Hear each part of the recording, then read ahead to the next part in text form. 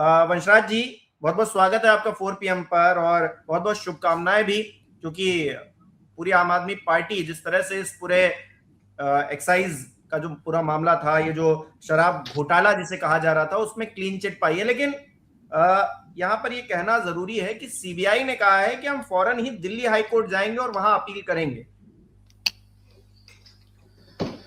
देखिए, सबसे पहले तो मुझे लगता है कि आपको भी बहुत बहुत बधाई और शुभकामनाएं मैं देना चाहूंगा कि आप जैसे तमाम पत्रकार, जो जब हमारी पार्टी सबसे बुरे दौर से गुजर रही थी, आप सोचिए कि नरेंद्र मोदी की तानाशाही और उनकी अहंकारी नीति की वजह से आज आपने देखा कि जब कोर्ट का फैसला आया जिसमें अरविंद केजरीवाल जी और मनीष सिसोदिया जी को बरी किया गया, तो वो निश्चित तौर पे अपने आप को रोक नहीं पाए और फपक के रो पड़े।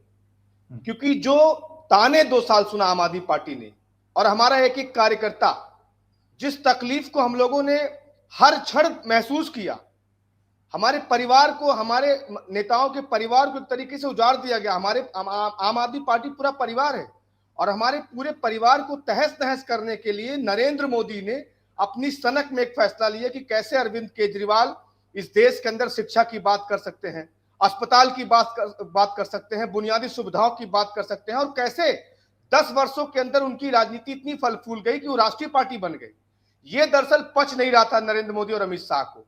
तो आपने देखा कि जितने भी षड्यंत्र, खास करके स्वतंत्र एजेंसियों का इस्तेमाल करके, सीबीआई का इस्तेमाल करके झूठे अनाप शनाप तरीके की एक फिल्म बनाई गई, अरविंद केजरीवाल जी को विलन बनाया गया, उनको देश का, हिंदुस्तान का नहीं दुनिया का सबसे बड़ा भ्रष्टाचारी घोषित कर दिया गया। और आपने देखा कि जो आज आंसू आंख से निकले अरविंद केजरीवाल जी के, वो दरअसल ऐसे नहीं निकलते। जब आपकी पूंजी पर कोई चोट करता है, जब आपकी वो पूंजी क्या थी, वो ईमानदारी थी। आम आदमी पार्टी की पूंजी ईमानदारी, हमारी कट्टर ईमानदारी आम आदमी पार्टी की पूंजी है। लेकिन नरेंद्र मोदी ने अपने अहंकार में उस पूंजी को बर्बाद करने का प्रयास किया, षड्यंत्र किया, और आज क्या हुआ, औंधे मुंह गिर गए। मैं जरूर बताना चाहूंगा, ये जो आंसू अरविंद केजरीवाल जी के गिरे हैं, ये आंसू सत्ता के अहंकार को धोने के लिए काफी है। और 6 महीने अरविंद केजरीवाल जी को, 17 महीने मनीष सिसोदिया जी को, आदरणीय श्री संजय सिंह जी को, सत्येंद्र जैन जी को, यानी पूरी की पूरी पार्टी आपने उठा के जेल के अंदर रख दी। और आज तो मैं पूछना चाहता हूं, कहां है वो भारतीय जनता पार्टी के दिग्गज नेता? कहां है वो बड़े बड़े महारथी जो दिन रात टीवी चैनल में बैठे गालियां उगल रहे थे? कहां है वो गोदी मीडिया जो रोज रात को प्राइम टाइम में अरविंद केजरीवाल जी को भ्रष्टाचारी घोषित कर रही थी? तो आज मुझे लगता है देश की जनता इस बात को देख रही है कि हिंदुस्तान में अहंकारी सत्ता जिसको नेस्तनाबूद करने पे लगी हुई थी, आज कोर्ट ने उसको दुनिया का सबसे ईमानदार और कट्टर ईमानदार नेता घोषित किया है। ये हम सबके लिए फक्र की बात है। लेकिन शायद हमारी पीड़ा नरेंद्र मोदी वापस नहीं ला पाएंगे और उनको निश्चित तौर पर इस देश से माफी मांगनी चाहिए। अच्छा वंशराज जी, मुझे याद है जब दिल्ली के इलेक्शन चल रहे थे, आम आदमी पार्टी के जो सुप्रीमो हैं अरविंद केजरीवाल जी मंच पर जाते थे और ये कहते थे कि शाहीन भी हमारे साथ जुड़ गई हैं। शाहीन, बहुत बहुत स्वागत है आपका भी।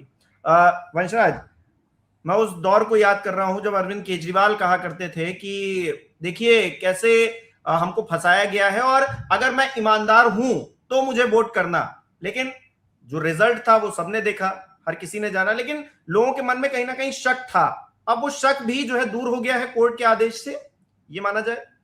नहीं, निश्चित तौर पे आप बताइए ना कि आप एक अच्छे और सच्चे पत्रकार हैं, आपका चैनल सच्ची पत्रकारिता करता है। ये बात आप तभी तो दमदारी से रख पाएंगे ना कि हम सत्ता के आगे झुकने वालों में से नहीं, हम सच्चे पत्रकार हैं। और जब आपका जमीर, जब आप जिंदा दिली से पत्रकारिता करेंगे, और हम राजनीति के क्षेत्र में हम जब जिंदा दिली से राजनीति करेंगे, तंग दिली से राजनीति करने वालों को उनकी राजनीति मुबारक। लेकिन आज ये निश्चित तौर पर एक बहुत बड़ा इनाम है हम लोग के लिए। ये खुशी का क्षण है, भावुक होने का क्षण है, क्योंकि शायद कोई ऐसा दिन रहा होगा जब गोदी मीडिया ने हम लोग को नहीं छोड़ा। मतलब आप सोचिए कि एक तरफ 4-4 लोग लगते थे और हम लोग को टीवी पे बैठकर, जमीन पे उतरकर लगातार अपने आप को बताना पड़ता था कि नहीं, एक वक्त आएगा और ये दुनिया, हिंदुस्तान देखेगा, हिंदुस्तान की जनता देखेगी, और इस सत्ता के अहंकार में जो नरेंद्र मोदी चूर है उनको भी जवाब मिलेगा कि आम आदमी पार्टी निश्चित तौर पर कट्टर ईमानदार पार्टी है। तो आज निश्चित तौर पर हमको खुशी मिली है। और जिस बात को आप कह रहे हैं, अरविंद केजरीवाल जी ने तभी इस बात को कहा कि अगर हम ईमानदार होंगे तो हमको वोट करना, अन्यथा वोट मत करना।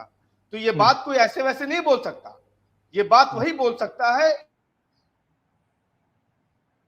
चलिए, कुछ नेटवर्क की दिक्कत हो गई है। शाहीन, क्या माहौल है वहां पर, जरा बताइए हमारे दर्शकों को, क्योंकि शराब नीति में अब क्लीन चिट मिल गई है, लेकिन कहा यह जा रहा है कि सीबीआई अब हाईकोर्ट जाएगी। हम्म।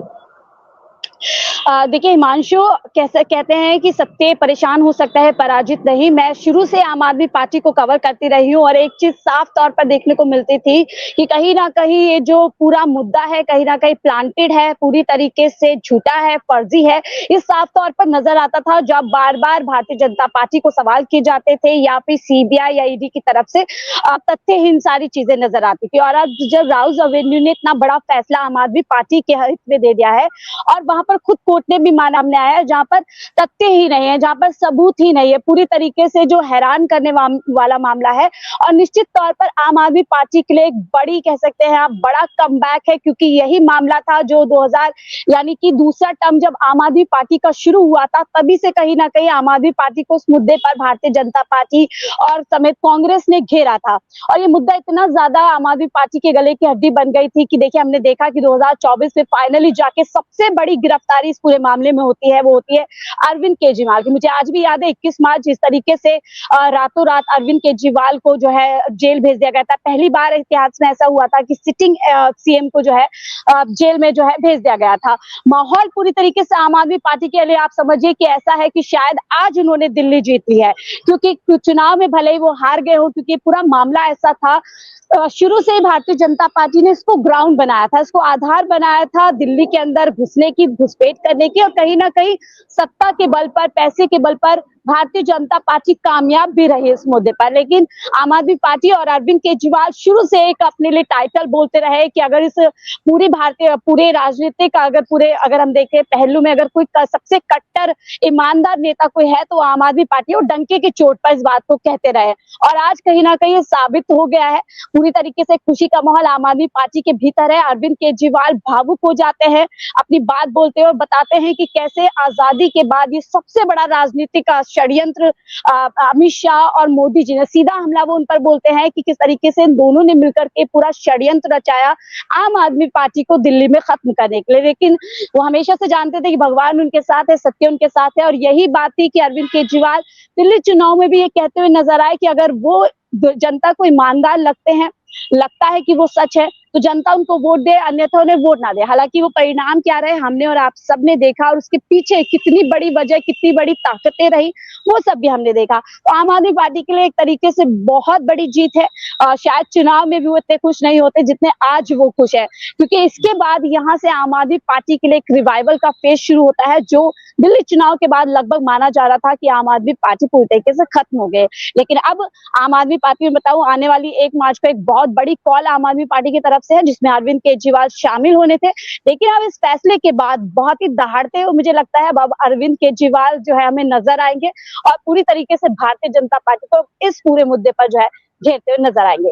खुशी का माहौल यहाँ पर है। और संजय सिंह भी कह रहे हैं कि प्रधानमंत्री देश से माफी मांगे, अमित शाह जी देश से माफी मांगे, केजरीवाल से मांगे, उनके परिवार से मांगे, तमाम उन समर्थकों से माफी मांगे भारतीय जनता पार्टी के लोग जिनको कहीं ना कहीं परेशान किया गया है एक शराब नीति के चलते, उनको जो है इस तरह से राजनीतिक इसका सामना करना पड़ा। तो अब कहीं ना कहीं आपको लग रहा है जो जिस तरह से केजरीवाल एक कदम पीछे चले गए थे, अब वो एक कदम आगे आकर जो बैटिंग करेंगे तो उसमें भारतीय जनता पार्टी की मुश्किलें और भी ज्यादा बढ़ने वाली है। और दिल्ली के जिस तरह के हालात है, मतलब रेखा गुप्ता जी जिस तरह से दिल्ली का शासन चला रही हैं, उसमें उनके भाषण में, अपने भाषणों में ही जिस तरह से वो घिर जाती हैं कई बार, तो अब बीजेपी के लिए दिल्ली में खासतौर पर मुसीबत होने वाली है इस फैसले के बाद।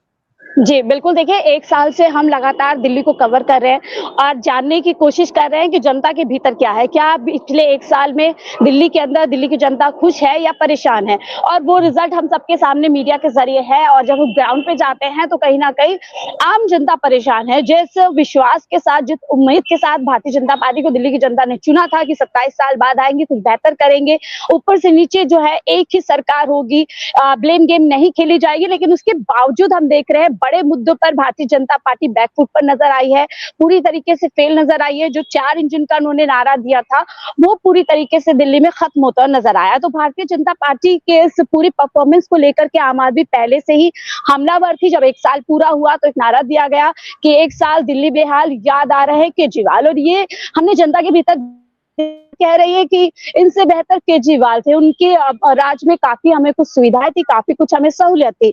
लेकिन अब जब हम देख रहे हैं कि सौरभ भारद्वाज हो जो कि दिल्ली प्रदेश के अध्यक्ष है, और अरविंद केजरीवाल, जैसे कि मैंने पहले ही बताया, एक बहुत बड़ी कॉल पिछले दिन हमने देखा कि जिस तरीके से मोहल्ला क्लिनिक बंद कर दिए गए, डीटीसी बसों को जो है उनका संचालन बंद कर दिया गया है, बहुत बड़े सारे कई अस्पताल बंद कर दिए जिनका स्टाफ पूरी तरीके से सड़क पर आ गया है, बेरोजगार हो गया है। तो ये एक ऐसे समूह है दिल्ली का जो कहीं ना कहीं दिल्ली को बेहतर करने में मदद करता है, दिल्ली को चलाने में मदद करता है। और पिछले 1 साल में ये लोग सड़क पर आ गए हैं और इनकी राजनीति को, इनके मुद्दों को लेकर के आम आदमी पार्टी लगातार आगे बढ़ रही थी। अब 1 मार्च को जो कॉल दी गई है उनमें इन्हीं सब लोगों के मुद्दों को उठाने के लिए आम आदमी पार्टी आगे आ रही है। और अब मुझे लगता है कि अरविंद केजरीवाल जो एक दबे हुए थे, शायद एक बड़ी हार उनकी हुई थी दिल्ली के अंदर, उसके बाद कहीं ना कहीं हम देख रहे थे कि वो काफी कुछ पब्लिक में नजर नहीं आ रहे थे, बहुत गिने चुने प्रोग्राम्स में ही नजर आ रहे थे। और अरविंद केजरीवाल की देखिए कि रणनीति रही है, उनका एक व्यक्तित्व रहा है कि वो खुल करके भारतीय जनता पार्टी पर हमेशा हमलावर रहे और सीधा सीधा प्रधानमंत्री मोदी को वो जो हम देखते हैं चुनौती देते हुए नजर आए। अब मुझे लगता है कि इसके बाद जब वो अभी से उनके जब इस तरीके की भाषा है वो बोल रहे हैं कि एक बड़ा षड्यंत्र सीधा अमित शाह और मोदी जी पर बोल रहे हैं, तो मुझे लगता है अब जब वो पहला पब्लिक अपनी अपीयरेंस करेंगे 1 मार्च को, तो निश्चित तौर पर वो बहुत बड़ा जो हमला भारतीय जनता पार्टी पे करेंगे। लेकिन उससे पहले आज 4 तारीख 4 बजे एक पीसी रखी गई है और मुझे लगता है अरविंद केजरीवाल उसमें भी कहीं ना कहीं भारतीय जनता पार्टी को बुरी तरीके से घेरते रहेंगे।